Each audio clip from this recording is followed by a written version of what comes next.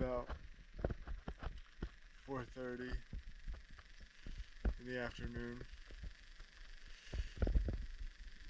There's about 15 minutes of sunlight left. That's the consequence of fall turning into winter. Some people like it. I highly dislike that.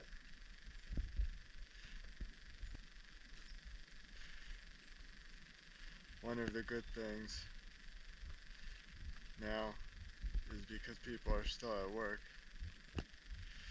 there's minimal noise pollution from their yard activities.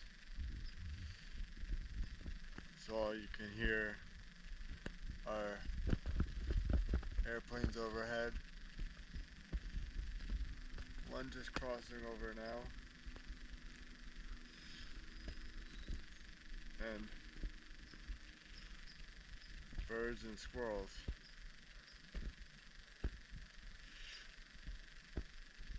In the woodland area. One thing interesting to talk about today is the implications of voting.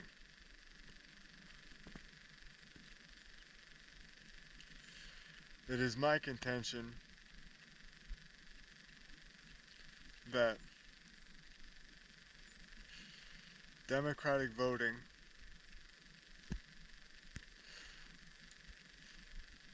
and giving all of your population above a certain age the ability to vote, with few exceptions, leads to mediocrity.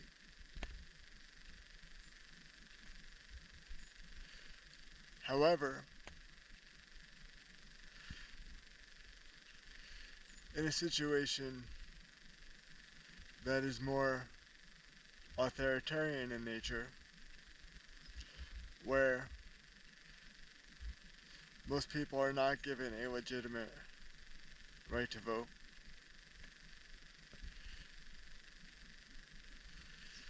the consequences are much more severe.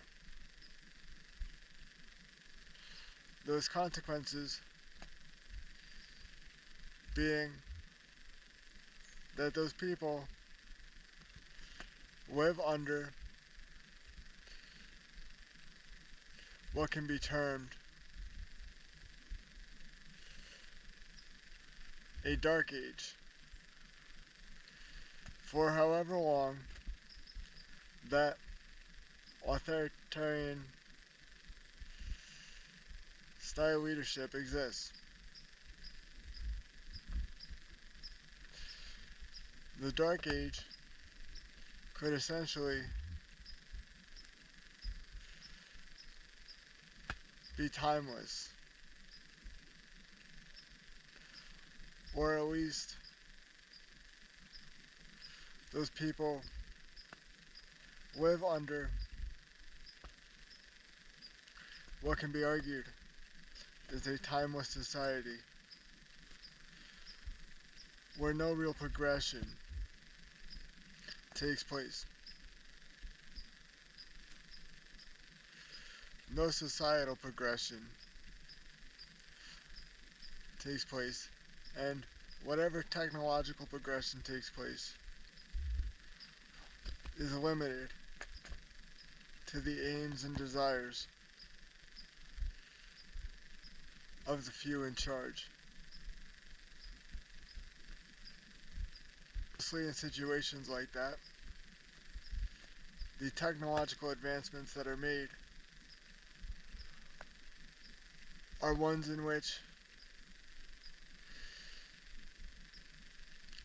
seek to serve the protection of the people in power. So, in situations like that, you may see technological advancements solely in the fields of military weaponry. Now, why do I say that democratic rule or democratic government leads to mediocrity?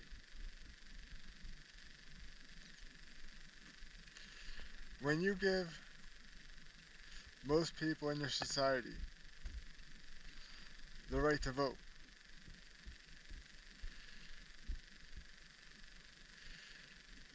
you are operating on the whims and desires of mostly everyone in that society. That includes the less thoughtful among us.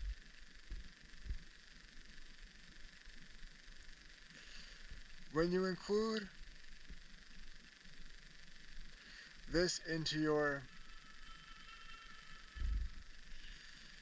societal calculations, you can see that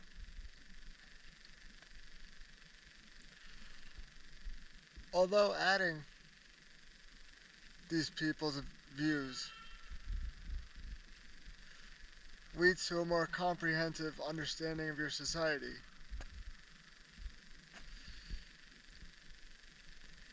it also drags society down in a way.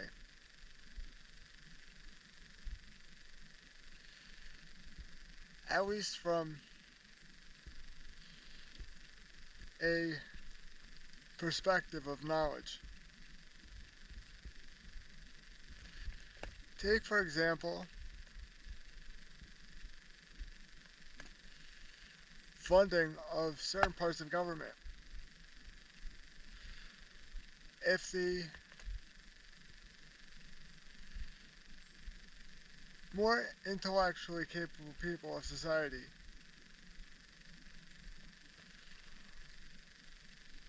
are inclined to support the education department, but their vote is, in a sense, weighted down by the vote of other more unintelligent people who do not see the value in funding education, then it is likely that education will not get the proper respect that it deserves. And when you do not respect something, you are much less likely to fund it.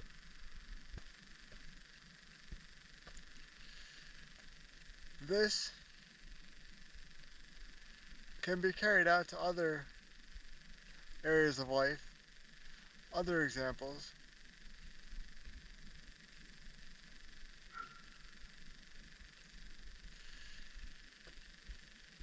Although this may not be the best outcome, as the dogs bark in the foreground, Although this may not be the best outcome, it is arguably preferable to more authoritarian rule, which does not seek the input of its civilians.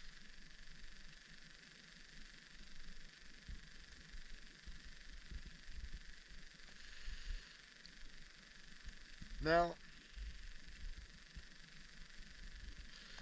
if someone is part of a society, they have understanding of that society and they have stake in that society,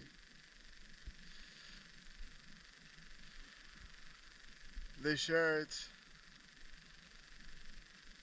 culture, then I believe one is in a position to more fully appreciate the positives and negatives of that system.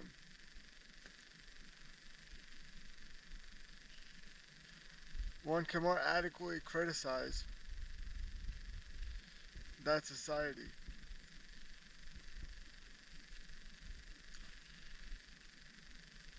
For example, because I live in a democratic society and have done so my entire life, I am in a position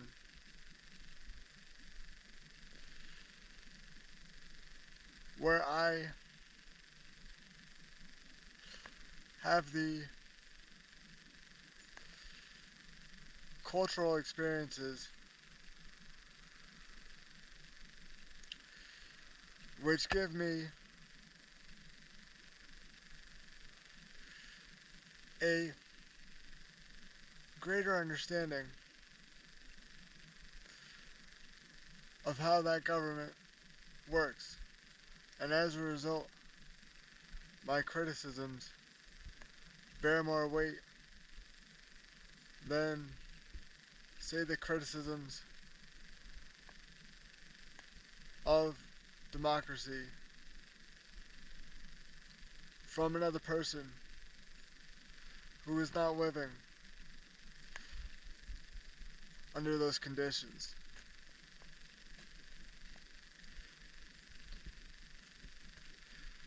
This belief of mine is consistent with my belief that everything is relative.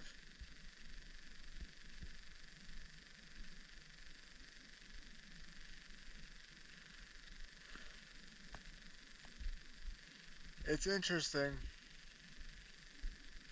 how, as you read more and more about a subject that you don't have formal training on, you can see that the ideas you hold have names.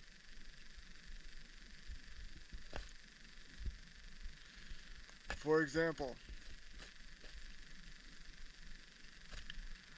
I am of the belief that positions are solid or should be given more weight when they are consistent with other beliefs.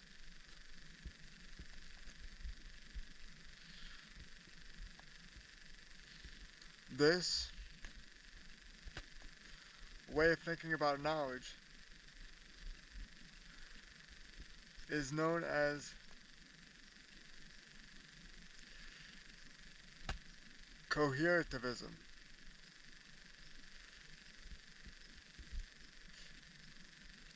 sometimes it's hard for me to pronounce certain words, and that may be one of them.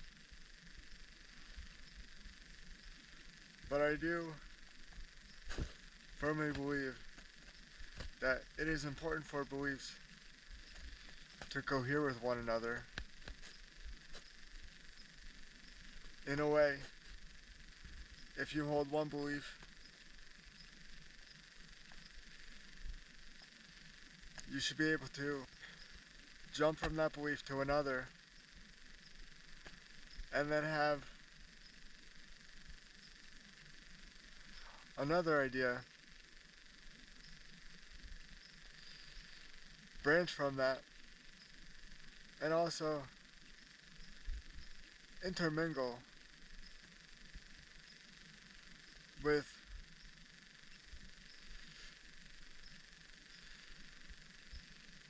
future beliefs and other past beliefs.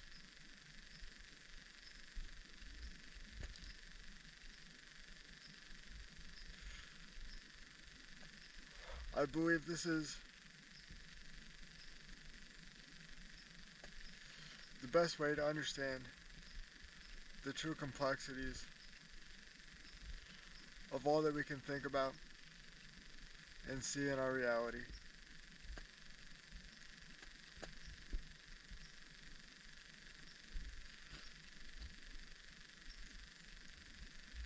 And from my view,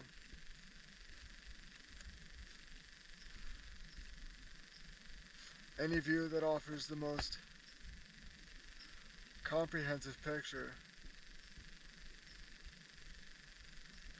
of a reality is one that we should strive for.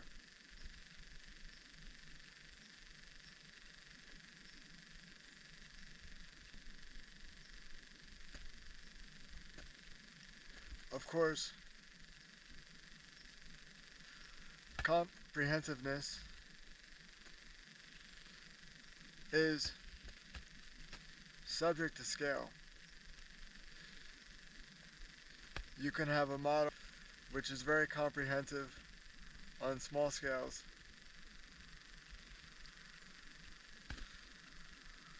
and is not comprehensive on larger scales.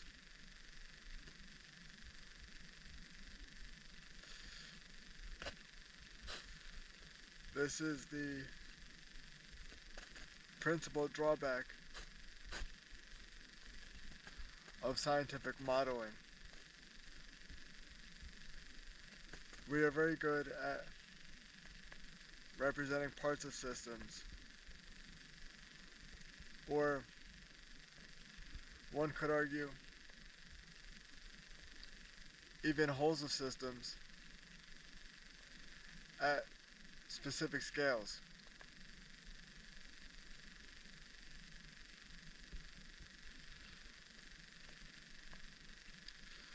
But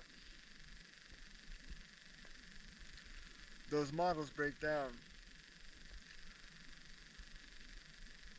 and tend to serve diminished purposes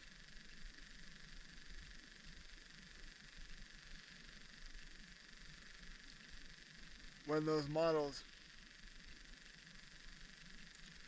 are applied to scales to which they were not originally intended.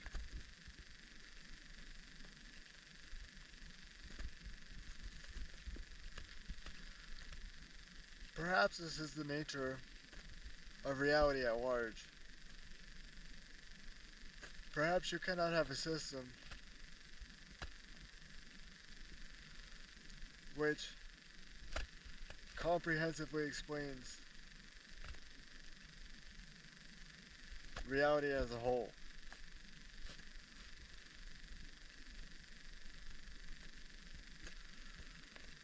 Maybe the best we can do is describe small parts of reality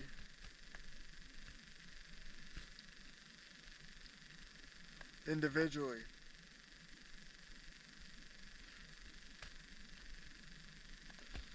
and do our best to come up with a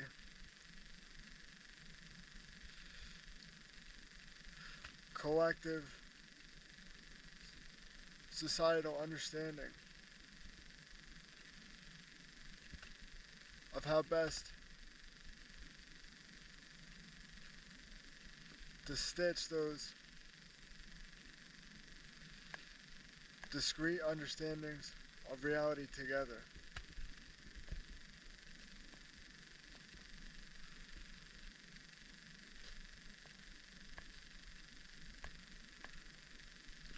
That is perhaps one of the aims of philosophy, because I do not think science can successfully do this.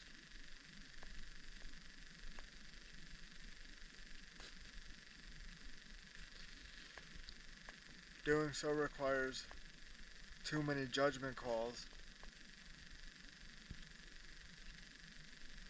of which the scientific community will not make.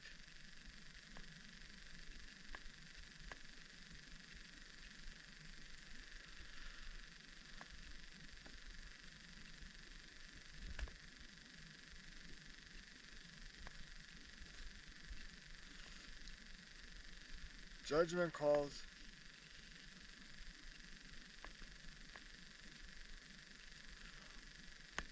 are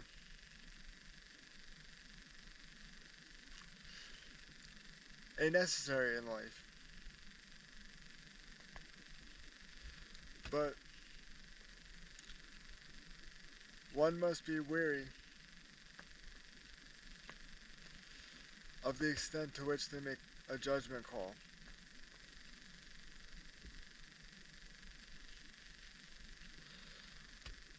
One must be humble and understand the scope of their judgment, the reach to which their judgment can be applied.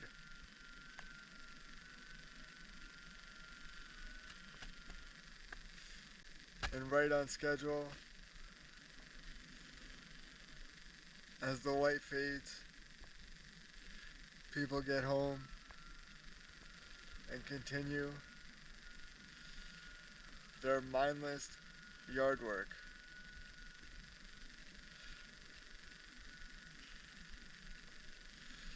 As a leaf blower goes off in the foreground. Hopefully it's not too audible. In my view,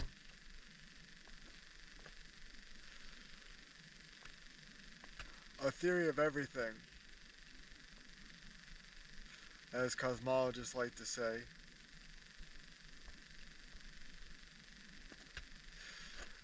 is not a good name. Cosmologists may be, in a future time, able to explain how the universe began and the laws under which it proceeds.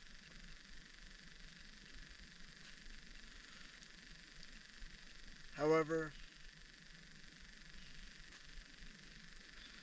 I believe,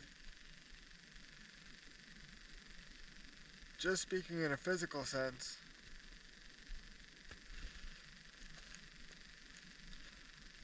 there will always be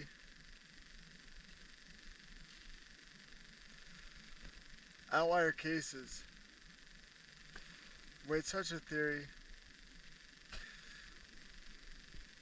cannot adequately explain. It is my foundational belief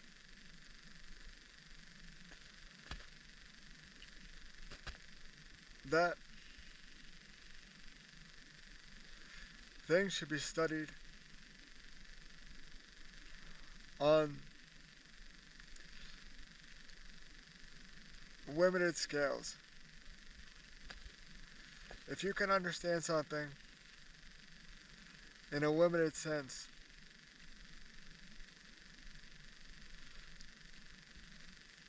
under limited conditions,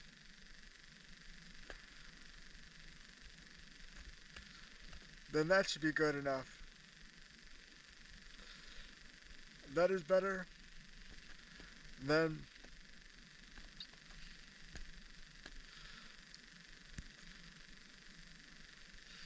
extrapolating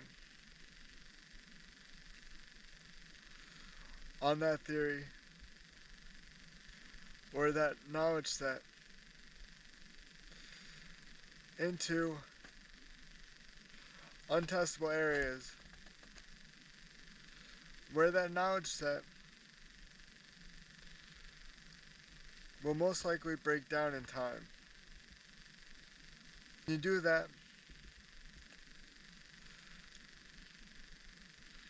you unadvisedly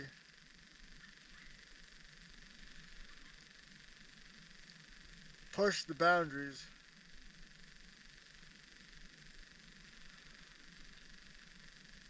of what you know.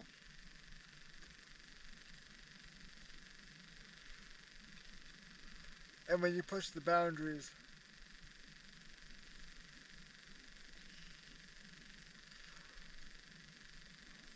on the basic framework of your knowledge set,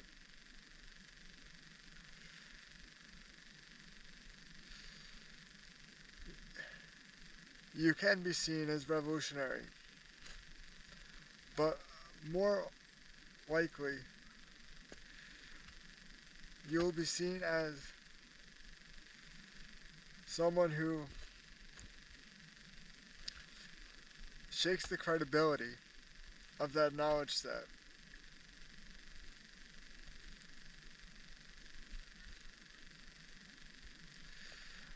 And shaking credibility is not easily repairable.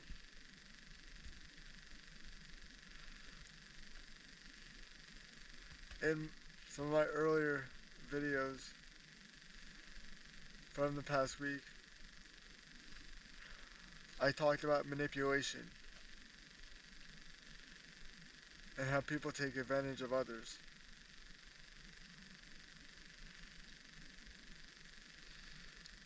People that are so inclined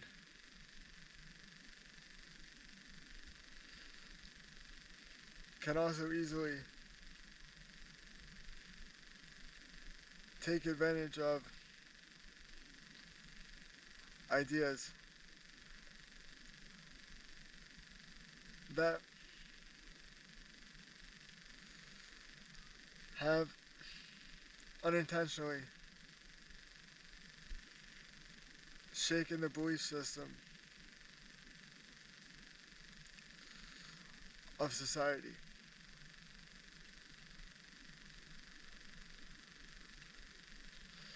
Unduly. If you seek to shake up the understandings of society,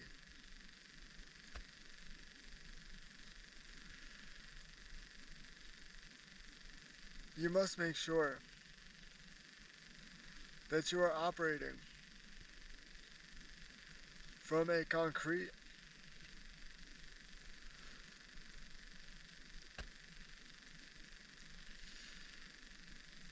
set of knowledge. If your understandings or your modeled knowledge can be shown to break down under any number of conditions,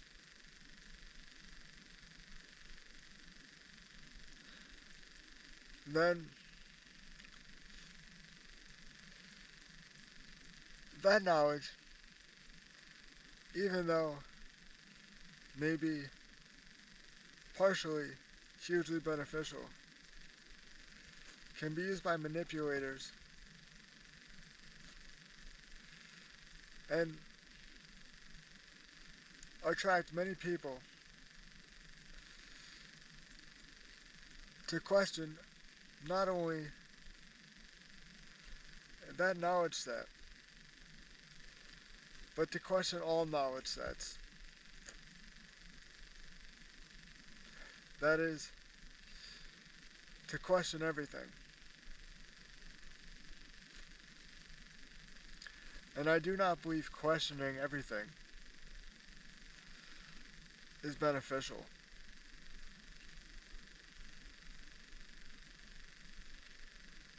It is much more beneficial to question things on limited scales. I am not a fan of people who question everything just because their mind allows them the ability to question everything.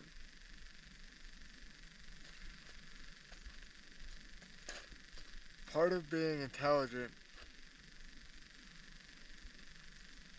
and part of having a knowledge set or to have wisdom of something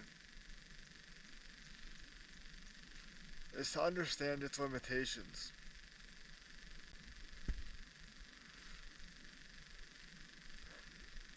When everything is stretched and distorted,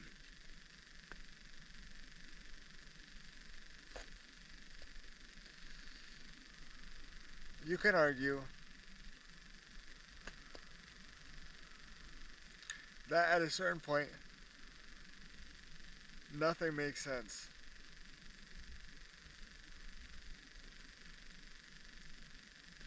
However, to purposefully do this,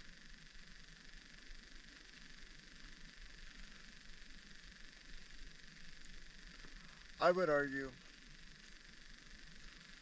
serves no useful purpose.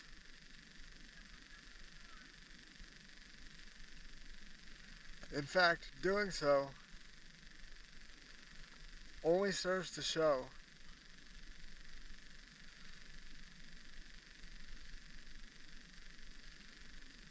that our mental processes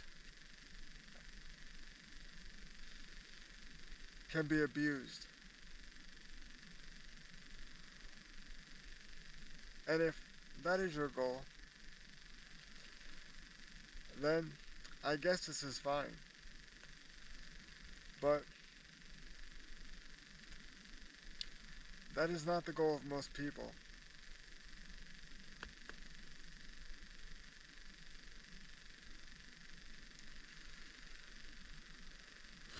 It takes much more effort, much more understanding, and much more knowledge to be able to use our intellect in a responsible, limited way.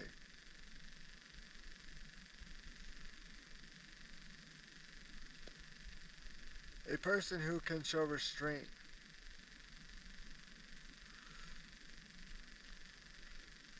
in how they apply their intellect is much more wise than someone who cannot.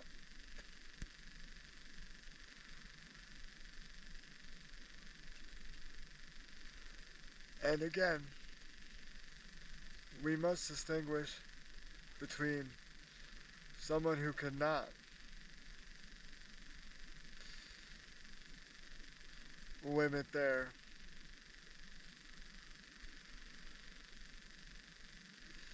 mental states to appropriate things, and someone who chooses to not do so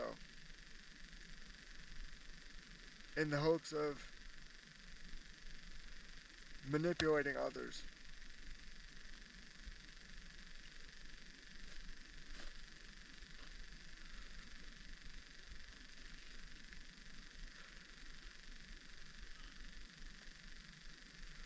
When you have the ability to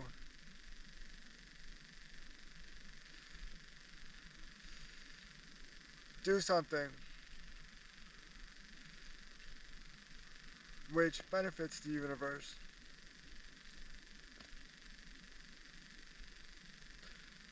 and you instead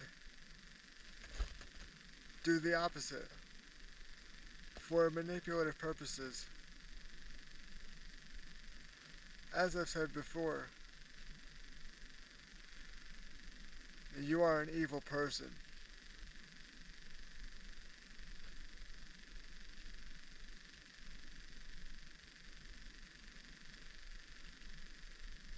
Someone who can show restraint and freely accept the limits of their knowledge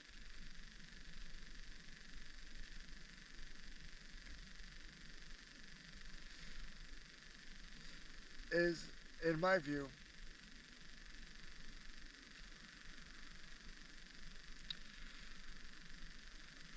doing the right thing. Is doing a, what you might call, virtuous thing that the passage of time will look favorably upon.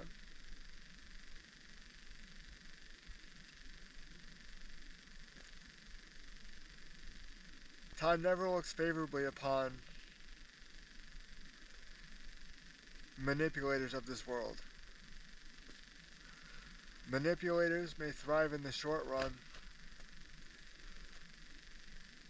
but in the long run, they leave no legacy of goodness.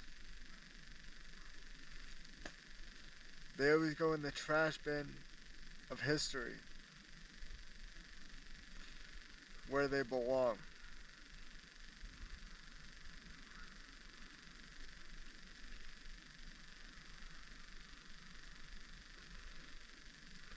And with that,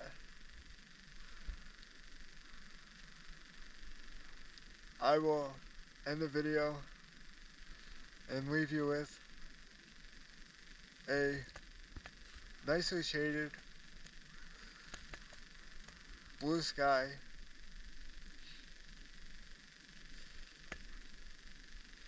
as the white fades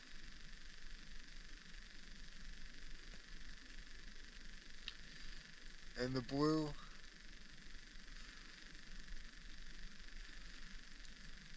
changes to black in a relatively short time.